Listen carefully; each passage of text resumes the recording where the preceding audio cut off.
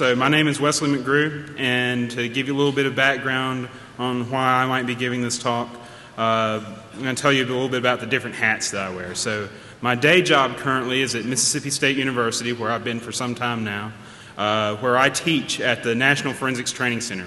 We develop course material and provide free training to anyone affiliated with law enforcement, also wounded veterans that are coming back from Iraq and Afghanistan, to give them skills that are needed to join the workforce in processing digital evidence and computer crime and child pornography and things like that.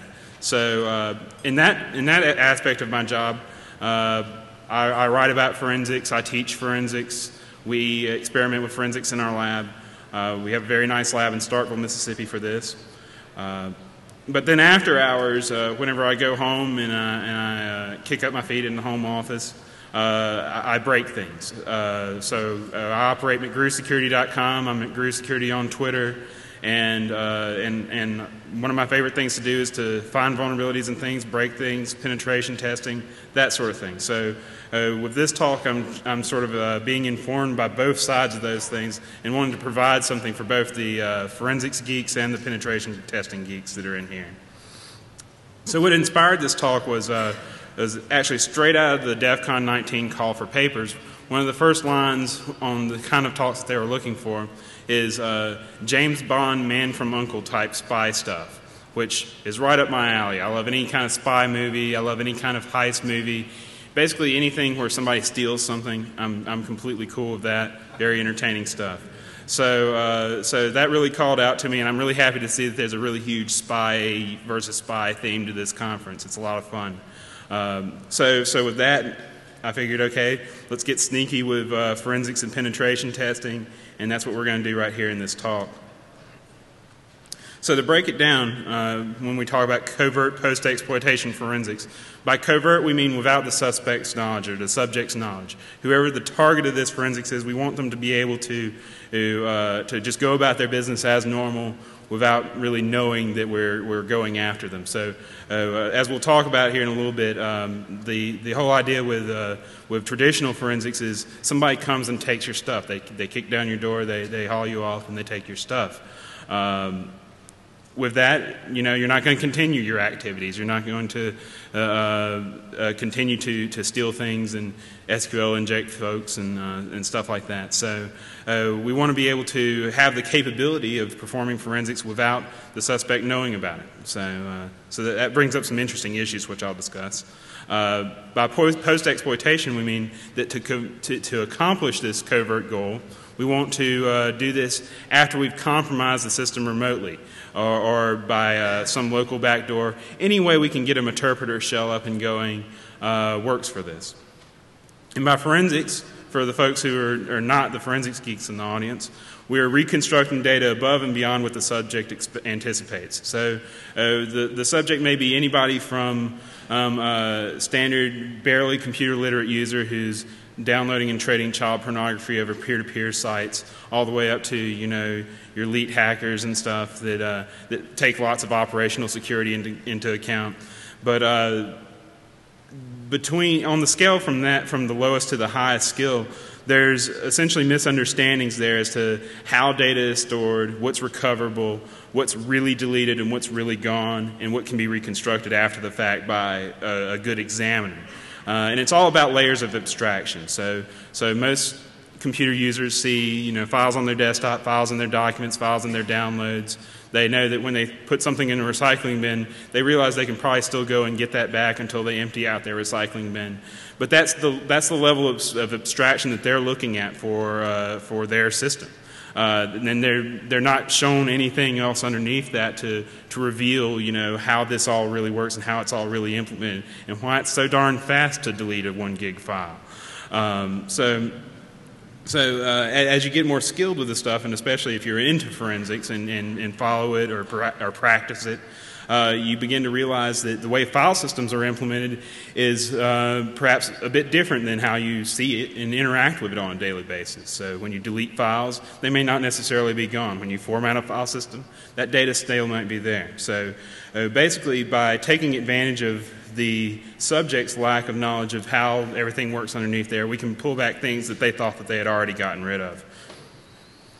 So with that, we've got the peanut butter and jelly sandwich here of forensics and penetration testing. And this is supposed to be something for both sides. So for the forensic side, we're introducing the aspect of being able to do this remotely and covertly without having to be on scene or without having to make the subject aware. And for the penetration testing side of things, we want to make this a tactic that, or a post-exploitation skill that can be leveraged to gather more information out of every system. So we want to be able to, for every system that we break into at a company, we want to be able to extract more data out of it, more personally identifiable information that may have previously been deleted, more information, old emails and things like that, that may get us into other systems.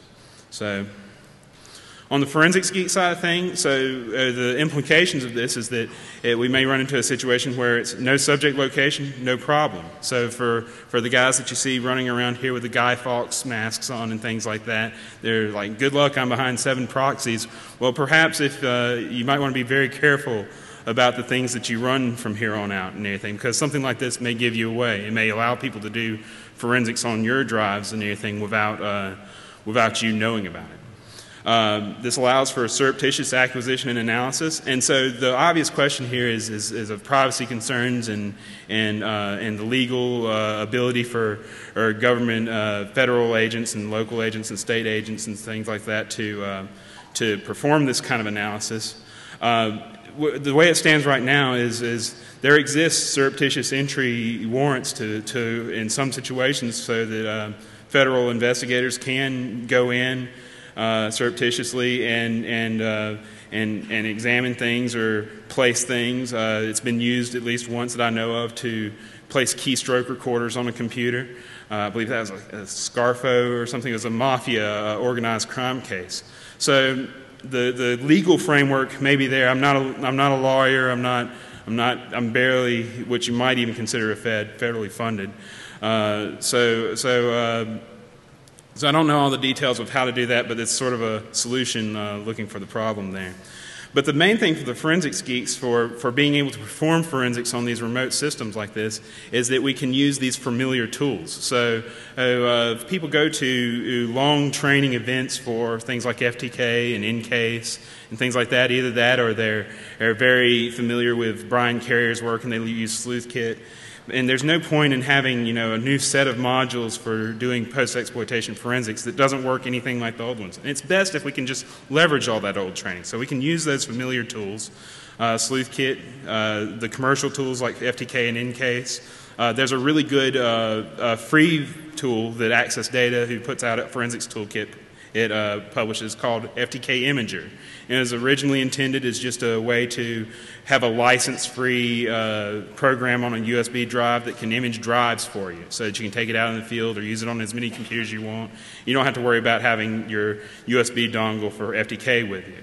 Well, it's actually kind of grown in capability and grown in capability. It turns out you can do some pretty cool stuff with just FTK Imager, and it's available free from their website, accessdata.com. On the other side of things, if you're a penetration testing geek, if you like to break things, or hey, maybe even if you're a criminal, who knows?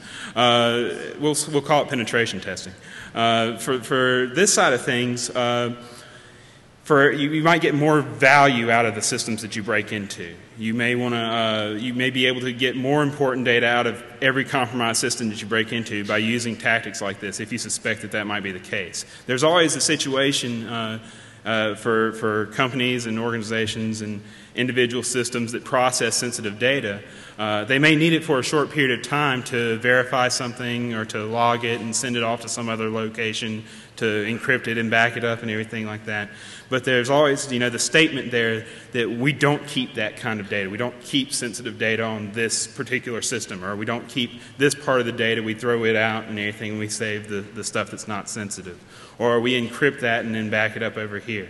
So what this will allow you to do is we can take advantage of weaknesses in how they go about that process in order to recover remnants of that sensitive data that didn't get deleted quite as well as they thought it would. We may be able to find multiple revisions of files, old data, that sort of thing. Any kind of remnants of old source code or anything like that. Say if you built a program on a system, installed it, and then removed the source code from it, well, maybe we can go back and pull that back. A big thing that we cover in our forensics training center classes is the concept of data carving. If all else is lost, if a file's been deleted and all the file system metadata that points to it is gone, there's still a good chance that there are portions or even whole files out there that aren't even pointed to by the operating system. So by doing signature analysis with the headers, basically we know what sequence of bytes a JPEG header starts with, GIF images, Word documents, things like that. If we know that, then we can set up a tool to go through every 512 byte sector of that image file or disk and look for those old files that aren't being pointed to anymore. One nice thing about the tools that I'm going to discuss here is since we're developing tools that essentially we map the victim's block devices to our local block devices, since we have the capability of doing that, in addition to running off-the-shelf commercial or open source forensics tools, we can also just write our own scripts to manage things. So if you have a script that will go through a file system looking for personally identifiable information with regular expressions for social security numbers or credit card numbers or anything like that, then you can take those scripts that you would run on your local file system and just run it directly against the file system that you've mounted off of a victim's system. And all this is relatively stealthy with some caveats that we'll discuss. But overall, unless the victim is sharp, then it's going to go by pretty smoothly.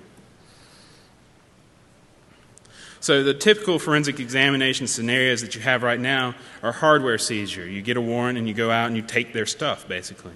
In commercial environments, in enterprise environments, you may have a situation where you have authorized software agents on the endpoint computer. So if I'm a forensic examiner, a forensic investigator for a large company that has, hundreds of machines or thousands of machines, each of those machines may have an in-case agent or an F-response agent on it that allows me to connect to it remotely from my examiner workstation and do some of the same things that we're talking about here, where we're able to look at the block devices directly, recover files, basically perform examinations remotely.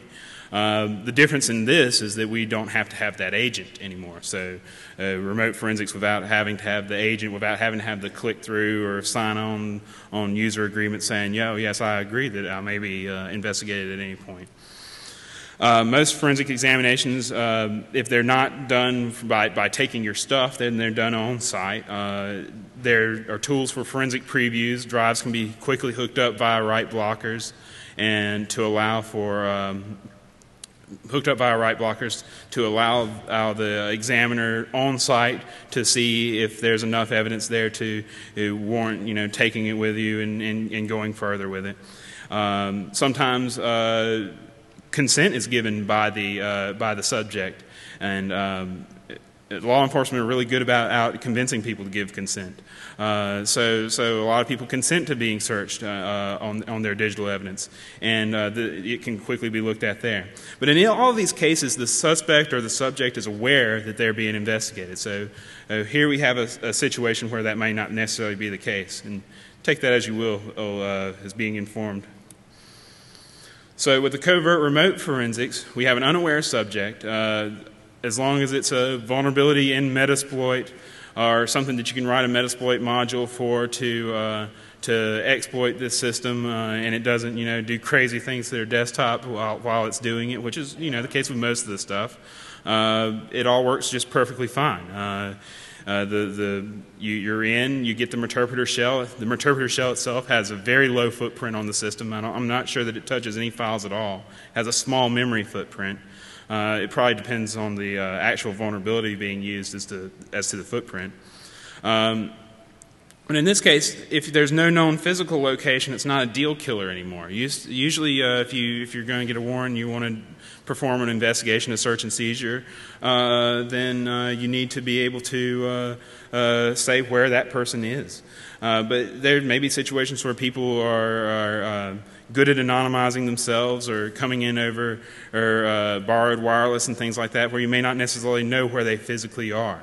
And if you can make the case that that I know that they're at this IP address and we can get them with this, then we can figure out their location once we get onto their system and start looking at their data that they have on that system. So in that case, you may have some sort of remote exploit if you have an IP address, or you may do some sort of client-side thing, and then whenever it phones home to you, it's like, oh, well, there's the IP address right now.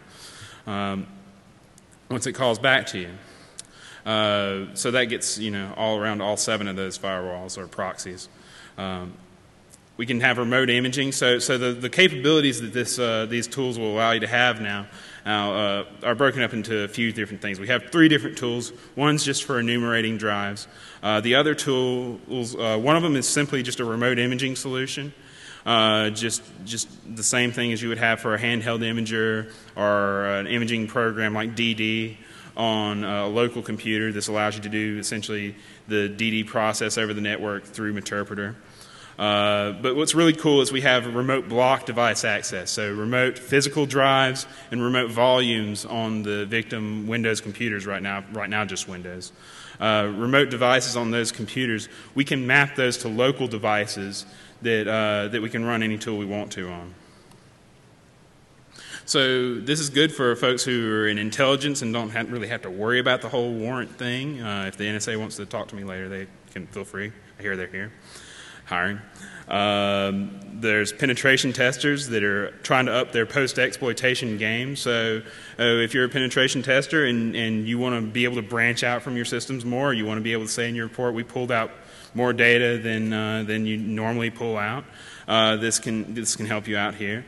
As far as compliance goes, it could be that and I'm not very familiar with PCI and HIPAA and things like that, but if those standards, and other compliance standards, if those standards require the secure deletion of data, then these techniques will help you verify that. Because if you're simply looking at the file system through the normal Meterpreter, LS, and getting files and things like that, you're looking at that very high level of abstraction that keeps you from seeing whether or not something was securely deleted. So we can verify if things have been wiped or not. And finally, criminals can use this. Much like anything that's presented here, if crime is your thing, then that's the case. If you don't want crime being done against you, then this will inform you that maybe people might use it against you. So for the forensic side of things here, for the penetration testers, at Mississippi State University, we have semester-long classes in digital forensics. So we teach them all about file system forensic analysis. We use Brian Carrier's file system forensic analysis book as the textbook.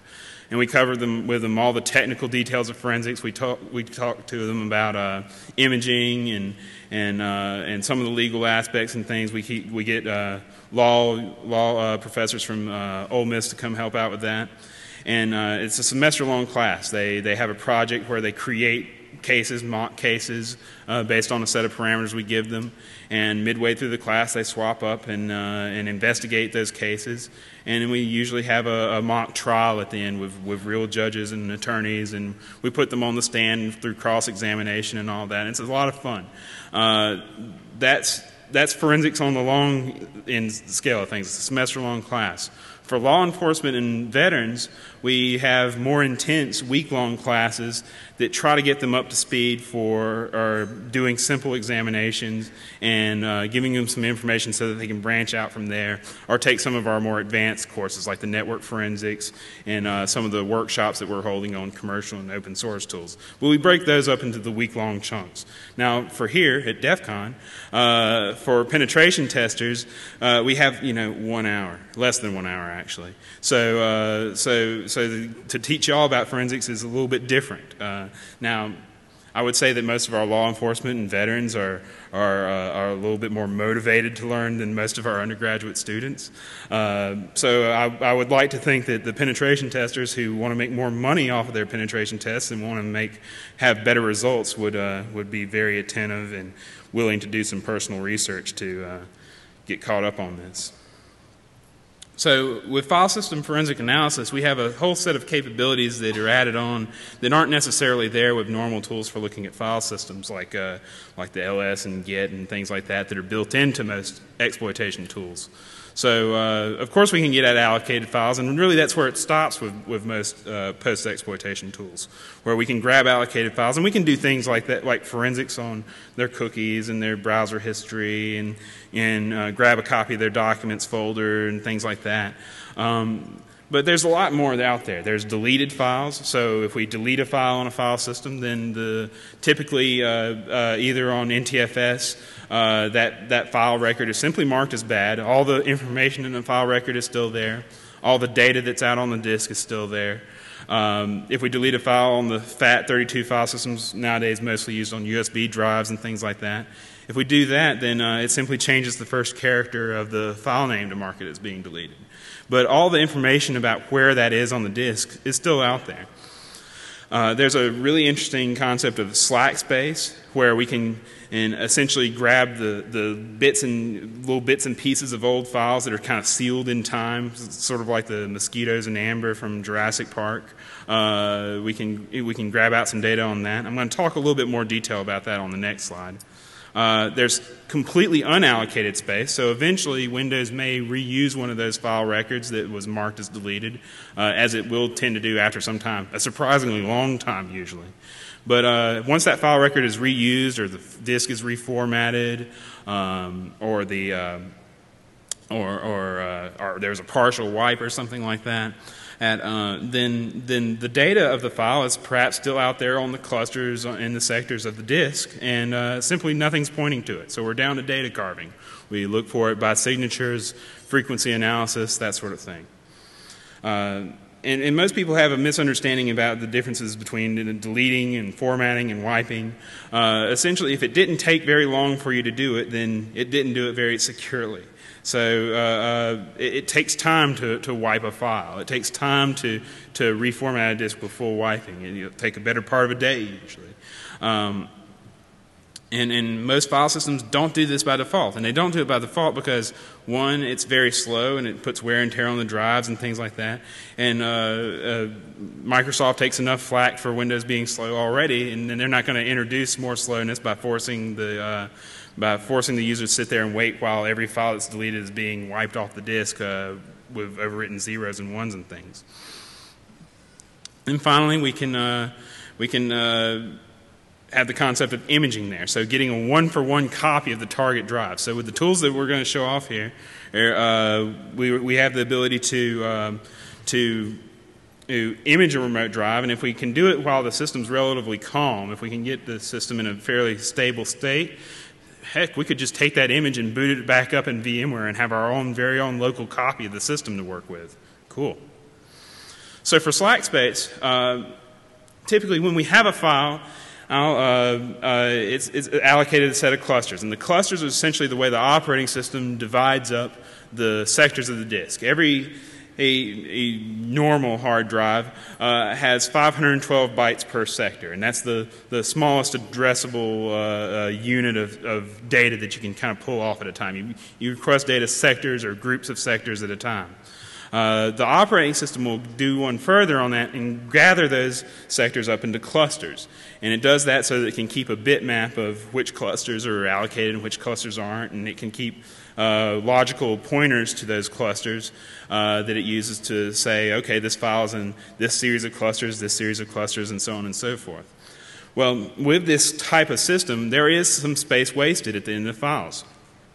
If you have a file that does not end on a cluster boundary, then the rest of that cluster is wasted essentially. It's sitting there. It doesn't. It can't be used by the operating system to give it to another file or anything like that. It's just simply out there. So we have what's called slack space there, and that slack space will contain whatever data was in those sectors of that cluster before that file was allocated to it. So old files that have been deleted and then brought back, files that have been resized. So you'll see this quite frequently with like info2 files and recycling bins. Those info2 files that mark what files have been deleted will grow and shrink, and so you'll see the old contents of an info2 in the slack space of the current one. In this case, we have two different kinds of slack here. There's the RAM slack, which is the remainder of data up until the next sector boundary, which is probably zeroed out. If you're looking at any Windows system past Windows 95B, that's going to be zeroed out, because that was historically what was containing data from RAM. So there would be a 512-byte buffer in RAM that would get written out to disk. And if you're only writing 20 bytes out, if you only put 20 bytes in there, then who knows what's in that rest of that 512-byte buffer. Passwords and crazy stuff from programs in memory.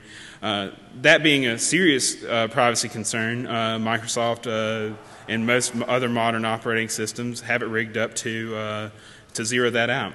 The remaining sectors in that cluster have the potential goodies. That's old contents of files that are in there, either contents of another version of this file or contents from some other file that was on the disk before.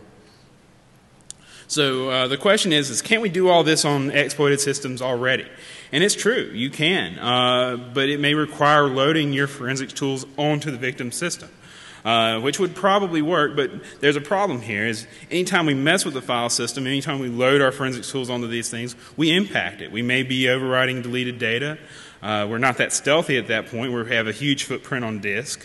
And it's a little less elegant than what I'm proposing here. So with Metasploit, with Meterpreter, the shell that you get whenever or if you use the Meterpreter payloads, the shell that you get, with Meterpreter, there's a function or some functionality built into Meterpreter called Railgun, which really makes this stuff very easy. Railgun's by a guy who goes by the name Patrick HEVE, trying to drop docs on him and everything. I can't find anything else about him. I don't know. I guess I could send him an email and tell him thanks. But if any of you know Patrick HEVE, and anybody here Patrick HEVE? 5 hands, okay.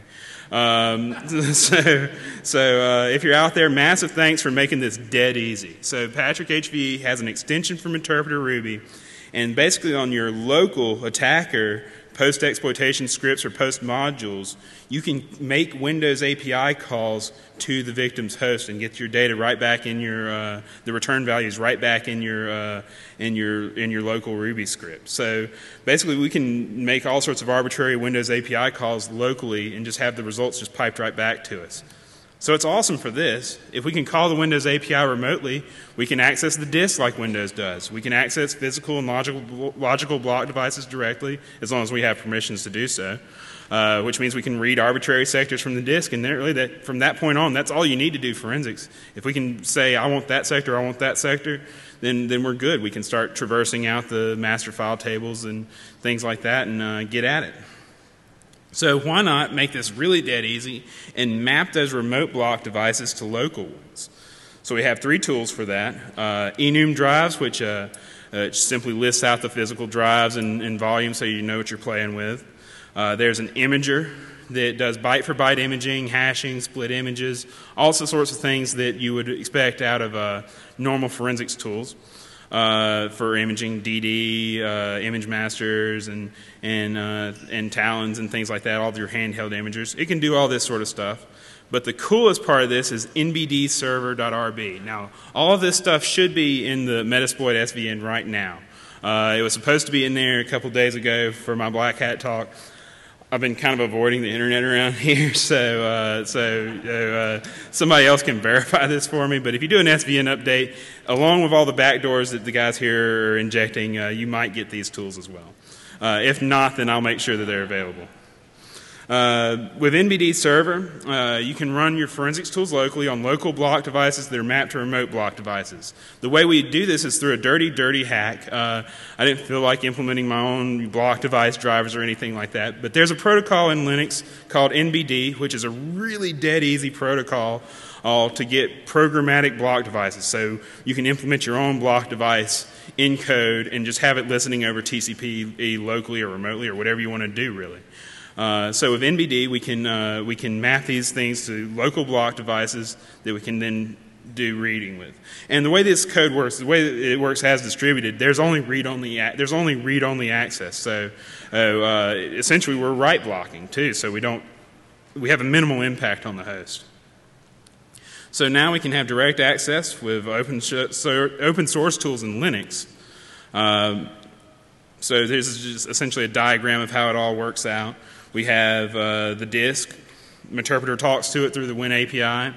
Metasploit talks to Interpreter. And locally we have Railgun making those Railgun calls through the Windows API. We map dev NBD0 through NBD to that disk on the target. And we run our forensics tools on it. And this works good for Linux tools because as NBD is supported in Linux and everything. And so this is good for Sleuth Kit and all. But for Windows, I was kind of stumped. I was like, well, I'm going to have to write a Windows block device driver or something like that to get this working in there. And then a couple of weeks ago, preparing my slides for this talk and everything, I came up with a good stupid protocol trick to get this working in Windows very well. And that stupid protocol trick is to use iSCSI. So iSCSI is a little bit more complex of a protocol for block devices. But as it turns out, if I get an NBD block device in Linux, I can then map that as an iSCSI target in Linux and then have a Windows machine connect to that and treat it as a block device. So we have this stupid protocol trick where we're going over iSCSI, NBD, Interpreter, Windows API, and straight back from there to the disk.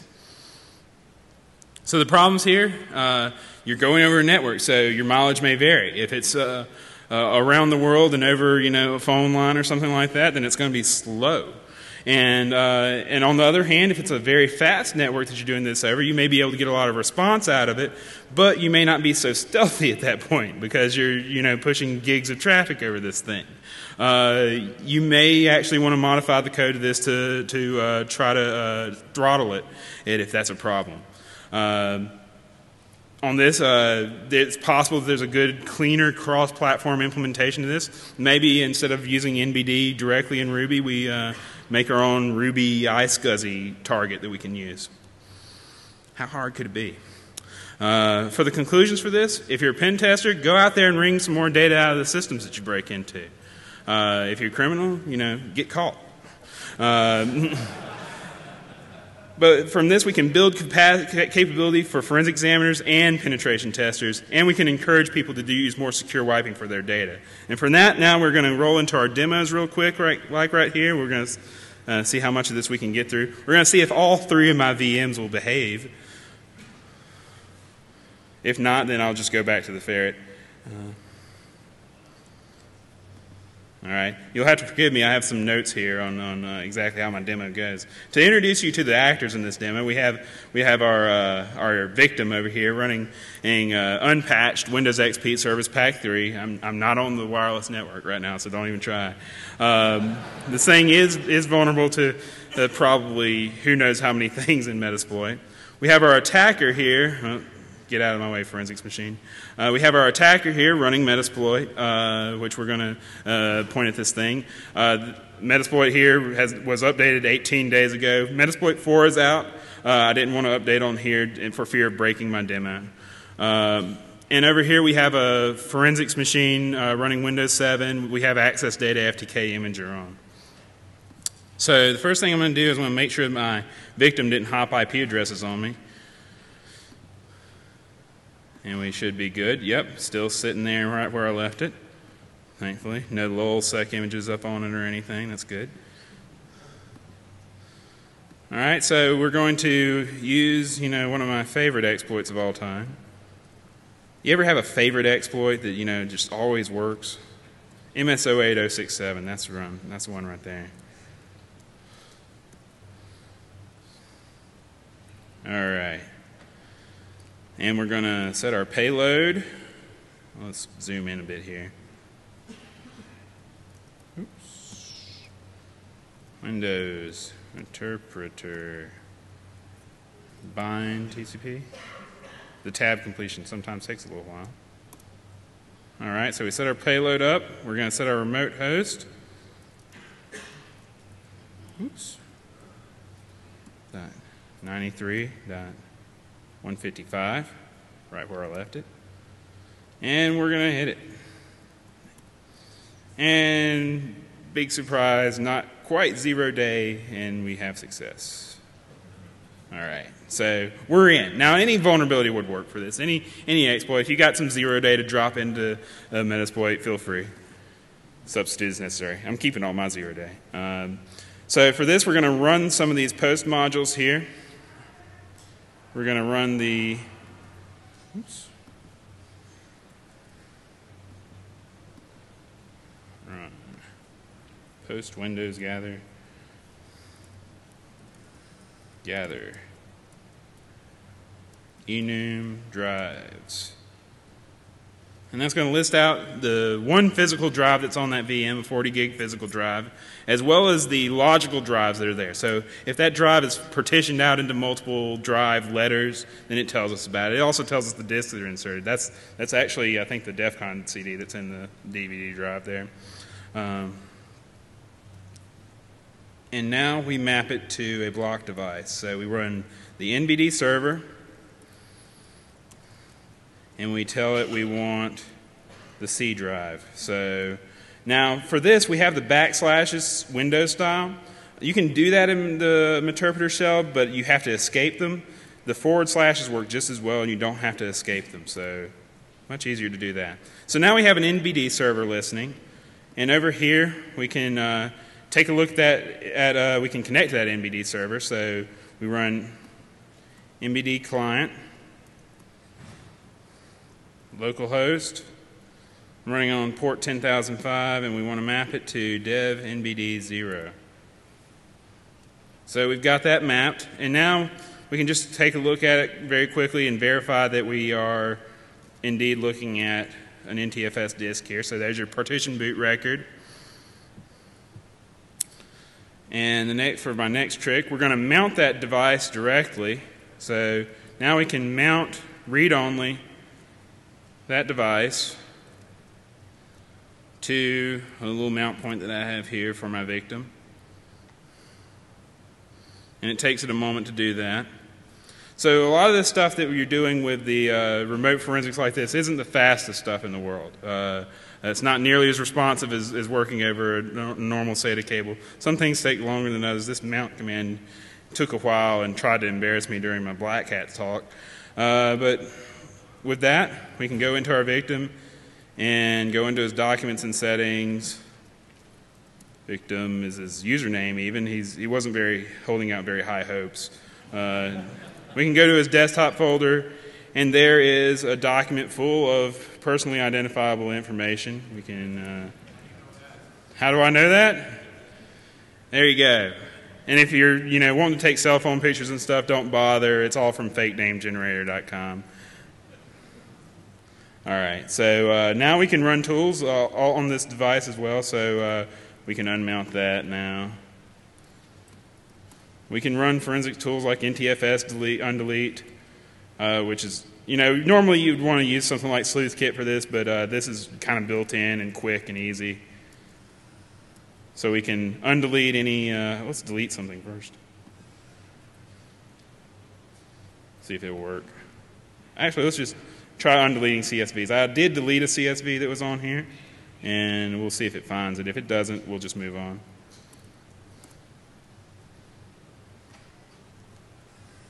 While that's working, because that's going to take a moment, we're going to start up a new tab here and start showing you the iSCSI capabilities here. So with iSCSI, we have etc. ietd.conf, and we have a sudo make me a sandwich.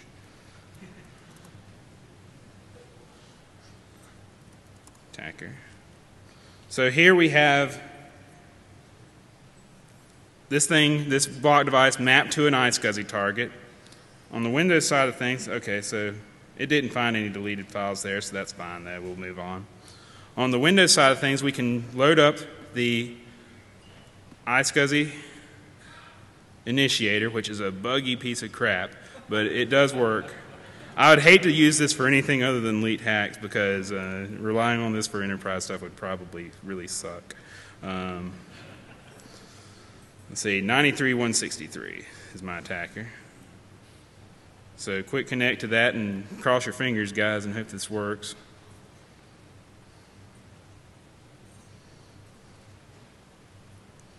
Ooh. Oh, I need to start the iSCSI service. That would help. .d, iSCSI, start. All right, now we should be cooking with gas.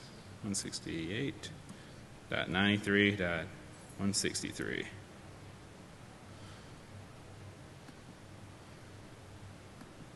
Come on.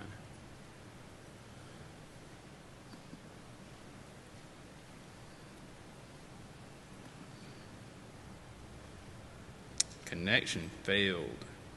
Let's start that up again. We'll give it one more chance here, and then we'll call it a wash. Make sure my IP address hasn't hopped over here. Oh, 164. You little bastard.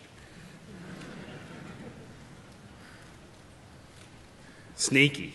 Just a moving target there. So here we are. We're connected.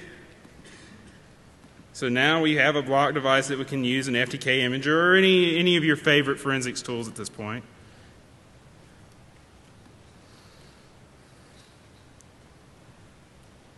File, add evidence item. And you can image these things. You can mount the images and use them in virtual machines, that sort of stuff. So we'll do it as a physical drive.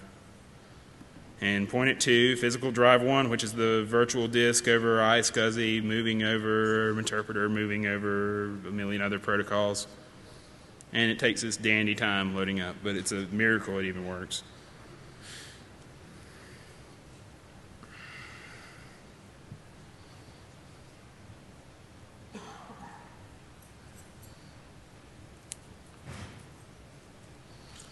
And so speed improvements to this would be beneficial. We might implement some